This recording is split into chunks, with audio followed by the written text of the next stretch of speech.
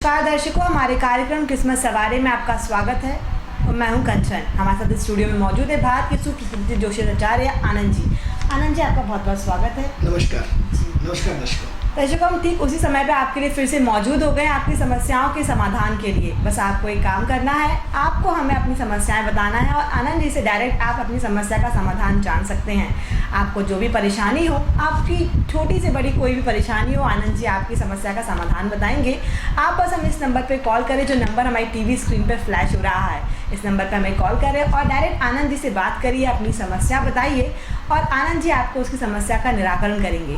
जी आनंद जी, जो अभी समय से हमारी जो मंगल को लेकर चर्चा जारी है, जी। उसी को लेकर मैं जानना चाहूँगी कि वृश्चिक राशि में मंगल का क्या प्रभाव रहता है। देखिए कंचन जी, वृश्चिक राशि जो अंतिम पार्ट चल रहा था, जैसे हमने वृश्चिक राशि के बारे में पहले बताया था कि इसमें 3 नक्षत्र होते हैं, गुरु का, शनि का और बुध का। तो हमने गुरु के बारे में बता चुके थे, शनि के बारे में बता चुके थे। आज उसी का जो वृश्चिक राशि का जो बुध का नक्षत्र है, उसके बारे में आज हम आपसे चर्चा करेंगे। अब सवाल ये हो रहा है कि जो वृश्चिक राशि का स्वामी है वो मंगल है, जल तत्व का है। अब जो इसका अंतिम नक्षत्र है, जो 16:40 से लेकर 30 डिग्री के बीच का होता है, वो इसमें बुध का नक्षत्र होता है। अब बुध का नक्षत्र होने के कारण बुध क्या है? मास्टरमाइंड है। मास्टरमाइंड का है बुद्धि का। अब बुद्धि 2 तरह की होती है, नेगेटिव या पॉजिटिव, सकारात्मक सोच या नकारात्मक सोच। अब सवाल ये हो रहा है कि किसके थ्रू बात कर रहे हैं? बुध के थ्रू बात कर रहे हैं। किसके थ्रू बात कर रहे हैं? मंगल के थ्रू बात कर रहे हैं। अब बुध और मंगल के थ्रू जब आप चर्चा कर रहे हैं, तो अब ये मंगल का हमने 2 पार्ट हर बार आपको बताया कि एक मेष राशि का जो मंगल पार्ट और एक वृश्चिक राशि का जो मंगल पार्ट। मेष राशि में क्या है? उतावलापन, तुरंत हाथों हाथ निर्णय लेना। लेकिन वृश्चिक में क्या है? अंदरूनी गुस्सा है, अंदरूनी दिमाग है। ऐसी कंडीशन में क्या होगा कि जो पर्दे के पीछे जो लोग काम करते हैं, पर्दे के सामने और पर्दे के पीछे। अब पर्दे के पीछे कौन होता है? जैसे एक मुख्यमंत्री है, अब प्रधानमंत्री है। अब उनके पर्दे के पीछे क्या होता है? उनके सलाहकार होते हैं। भाषण किसी और ने लिखा होता है, नाम किसी और का होता है। अब ऐसी कंडीशन में क्या होता है? भाषण पूरा एक इमोशनल भाषण लिखने वाला अलग व्यक्ति होता है, एक जोशीला भाषण लिखने वाला अलग व्यक्ति होता है, एक जातिगत भाषण लिखने वाला अलग होता है, एक धार्मिक संस्थाओं का उद्घाटन करने वाला अलग होता है, एक पार्टी में अपने अपने लिखने वाला है भाषण। लेकिन उनके सबके अलग अलग पूरे के पूरे व्यक्तित्व होते हैं। अब मान लो किसी मुख्यमंत्री को या प्रधानमंत्री को किसी धार्मिक समारोह में जाना है, तो वहाँ धार्मिक शब्दों से आपको व्यक्ति को प्रभावित करना है, तो आपकी धार्मिक विवेचना वाला लिखने वाला व्यक्ति अलग तरह का हुआ। अब राजनीति से प्रभाव में तो वो राहु वाला प्रधान व्यक्ति हुआ, वो राहु से संबंधित ऐसे जोशीले शब्द फेंकेंगे जिससे उनमें उत्साहवर्धन हो पार्टी में। तो अब सवाल ये हो रहा है, मान लो किसी सामाजिक काम का उत्थान करना है या किसी जयंती गांधी जी की मनाना, तो गांधी जी के बारे में गांधी जी क्या थे, गांधी जी कब पैदा हुए, उन्हें तो इतना ध्यान नहीं रहता, तो उसका फिर अलग विशेषज्ञ हो। या कबीर की जयंती। तो एग्जाम्पल के लिए क्या होता है, जो पर्दे के पीछे जो लोग काम करते हैं, क्योंकि वृश्चिक राशि है अंदरूनी राशि।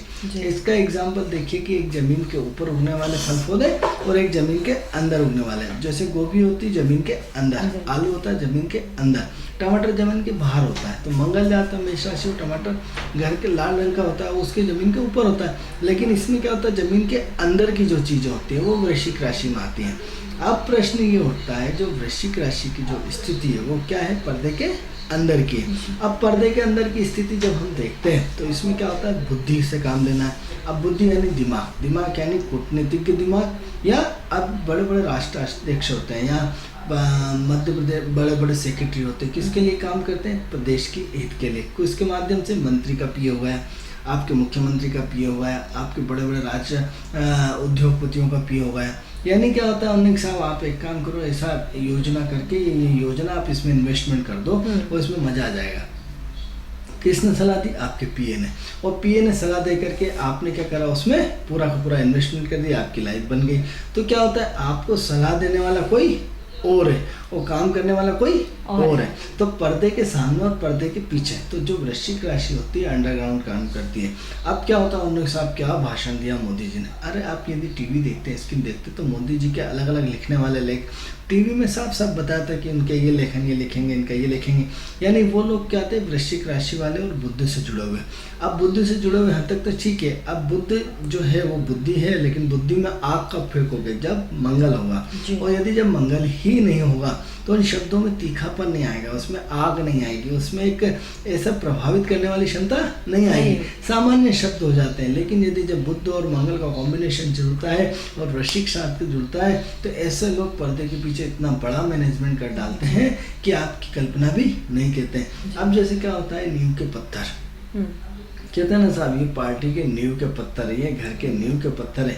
नींव के पत्थर यानी स्तंभ दब जाना, यानी उनको पर्दे के पीछे नहीं होते हैं, लेकिन पर्दे के पीछे जीवन भर अपने आप को खपा देते हैं, अपने समाज के लिए खपा देते हैं। उनको नाम से लेना देना नहीं होता, उन्हें तो सिर्फ मेरा देश प्रगति करे, मेरा समाज प्रगति करे, मेरा व्यक्तित्व प्रभावित हो।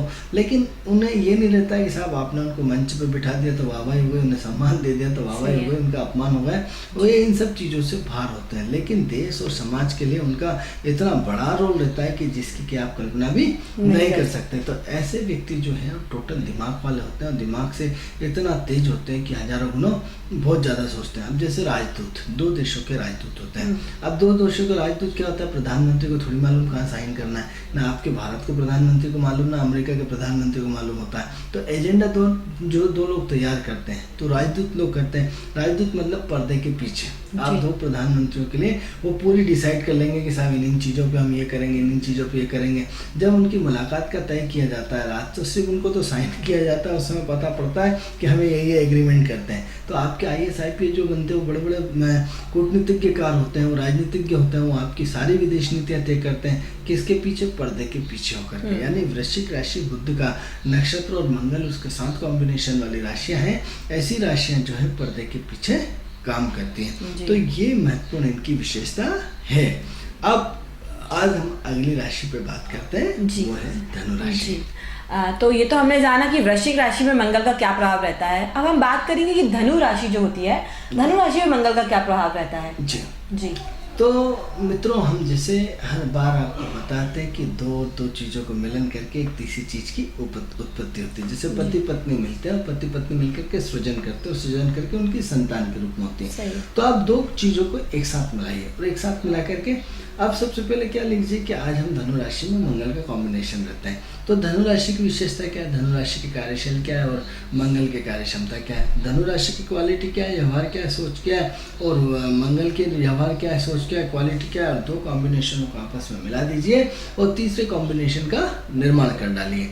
तो हम सबसे पहले धनु की राशि की बात करेंगे। तो धनु राशि का की ज्ञान की राशि है। ऐसे ज्ञान की राशि जिसकी की कल्पना भी नहीं कर सकते हैं। ऐसे लोग जीवन भर ज्ञान के लिए लड़ते रहते हैं। झूठ इनसे बर्दाश्त नहीं हो सकता, क्योंकि ये इतने ज्ञानी होते हैं। इनके रामायण महाभारत गीता सब इनके कंठस्थ होते हैं। इतना वेद पुराण इनके सबको नॉलेज होता है। दुनिया भर देश विदेश का इनको संपूर्ण नॉलेज होता है। ये लोग भले कम पढ़े लिखे होते हैं, लेकिन इनके नॉलेज की क्षमता को प्रणाम करते हैं। जितने भी धनु राशि वाले होते हैं उन सबका नॉलेज अद्वितीय होता है। अद्वितीय मतलब अद्वितीय, जिनके नॉलेज के आगे पार नहीं पाया जा सकता। लेकिन ऐसी कंडीशन में क्या होता है, ये अग्नि तत्व की राशि है। क्या की राशि है, अग्नि तत्व की।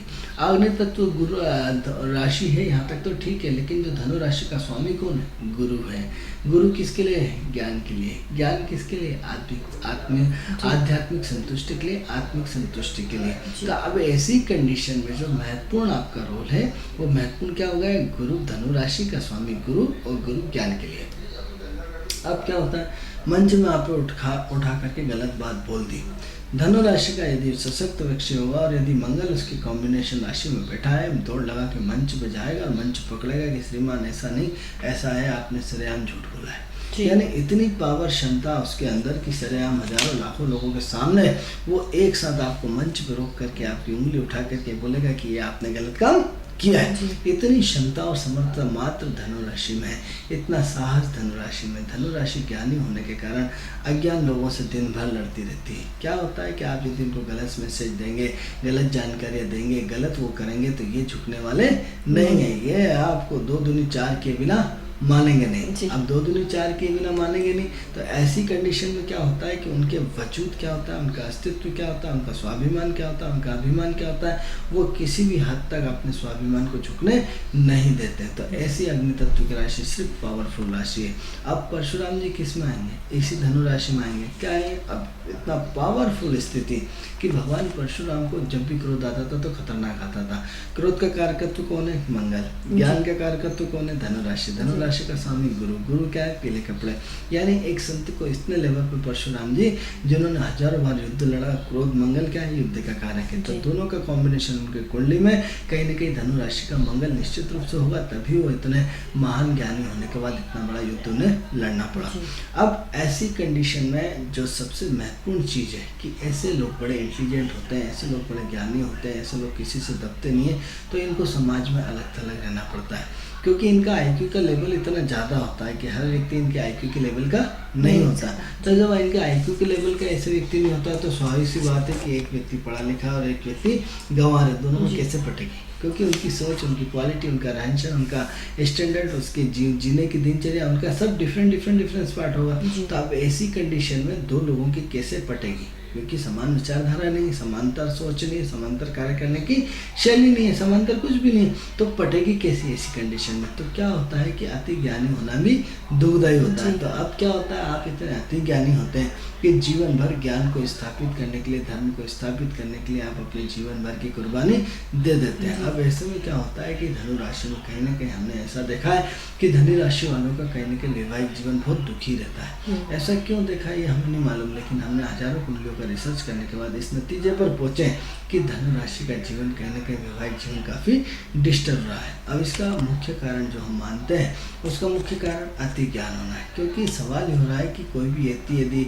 करोड़पति है या तो अपने जो कर्मचारी रखता है वो ज्ञानी नहीं चाहता, वो चाहता है कि उसने बोल दिया पानी भर लाओ तो पानी भर लाओ, उन्होंने कहा झाड़ू लगा दो तो झाड़ू लगा दो, उन्होंने बोला बैंक चले जाओ।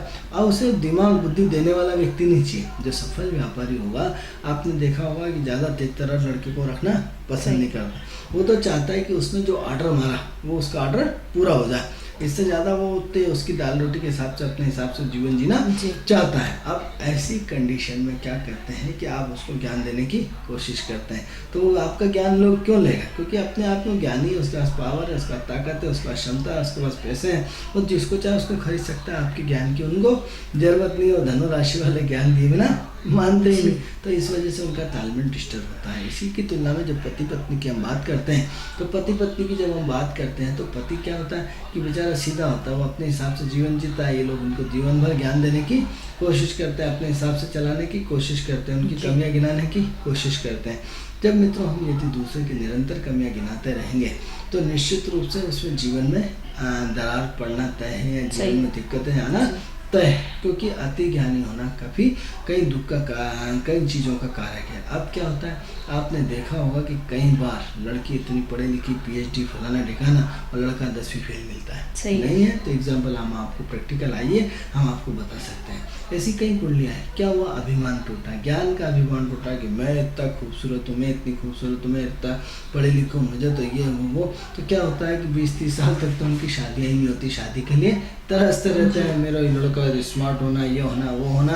आखिरी में क्या होता है, हमने कि ठीक है ये इससे करना करो, ये तैयार है, नहीं तो जीवन भर कुंवारे बैठे रहो। आखिरी में क्या करना पड़ता है, उन्हें समझौता करना पड़ता है। वो समझौते के तहत उनका भगवान अभिमान चूर चूर कर देता है। उनको कौन सा लड़का मिलता है? 10वीं फेल या 8वीं फेल या 10वीं पास या 12वीं पास। उनकी डिग्री और उनकी डिग्री की कोई वो नहीं होती है। दूसरी बार क्या होता है, अति ज्ञानी होने के कारण कई बार उन्हें सेकंड हैंड लड़का मिल जाता है कि साहब आपकी एज इतनी 35 साल हो गई, आपसे कोई शादी करने वाला नहीं है। तो क्या करते हैं कि कई बार समझौता करके बाद में सेकंड हैंड लड़का भी लेना पड़ता है जो शादीशुदा होता है, लेकिन कहीं किसी वजह से तलाक हुआ है आपको उसमें। तीसरी कंडीशन ये है कि यहाँ तो अपने ज्ञान ज़्यादा देने के कारण आपको अलग होना पड़ता है। मित्रों, किसी भी चीज़ का ज्ञान हल नहीं होता है, ईश्वर की कृपा महत्वपूर्ण होती है। क्योंकि मैं आपको एक नई चीज़ बताना चाहता हूँ मित्रों कि प्रकृति में 50% पॉजिटिव ऊर्जा है, 50% नेगेटिव ऊर्जा है, ये सब आप जानते हैं, ये कोई नई बात नहीं है। अब ऐसी कंडीशन में आप क्या करते हैं, दिन भर धर्म को स्थापित करने के लिए लगे रहते हैं, दिन भर सुख की तलाश करते रहते हैं। मित्रों, यदि दुख खत्म हो जाएगा, मित्रों यदि नेगेटिव ऊर्जा खत्म हो जाएगी तो पॉजिटिव ऊर्जा तो स्वतः ही खत्म हो जाना है। क्योंकि अंधेरा है तो उजाला है, स्त्री है तो पुरुष है, लाभ है तो हानि है, सुख है तो दुख है। तो यदि जब नेगेटिविटी नहीं है तो पॉजिटिविटी का रोल ही नहीं रहता। अब हम क्या करते हैं, जीवन भर अच्छाई के लिए लगे रहते हैं। हमने सब अहंकार दूर करिए, ईर्ष्या भाव दूर करिए, गलत चीज़ मत करिए, ये मत करिए, वो मत करिए, ईमानदारी से चलिए, ये चलिए, वो चलिए। मित्रों आप ये बताओ कि जब भगवान ने प्रकृति का निर्माण किया तो 50% पॉजिटिव ऊर्जा, 50% नेगेटिव ऊर्जा, तो दोनों का बैलेंस जीवन है। तो जीवन में व्यक्ति को नेगेटिविटी भी आएगी और पॉजिटिविटी आएगी। चोर भी होगा और पुलिस वाला भी होगा। चोर के बिना पुलिस वाला अधूरा है, पुलिस वाले के बिना चोर अधूरा है। यदि अब मित्रों यदि पूरे देश में यदि शांति की अवस्था हो जाए, पूरे विश्व में शांति की अवस्था हो जाए तो जीवन नीरस हो जाएगा, जीवन की अर्थता खत्म हो जाएगी, हर व्यक्ति ईश्वर तुल्य हो जाएगा, हर व्यक्ति ईश्वर तुल्य हो जाएगा, प्रकृति में सब ईश्वर समावित हो जाएगा। तो प्रकृति का तंत्र रुक जाएगा, प्रकृति का तंत्र रुक गया तो प्रकृति की अवस्थाएं थम जाएगी, व्यक्ति शून्य हो जाएगा। शून्य हो गया तो ईश्वर की आपने सबसे बड़ी अवस्था के साथ क्या करा, ना इंसाफी, क्योंकि नेगेटिविटी कभी खत्म होती नहीं है, दब सकती है, होती नहीं है।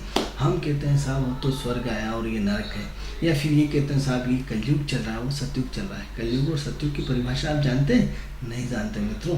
51% जब सतयुग होता है, 49% जब कलयुग होता है, तो 49।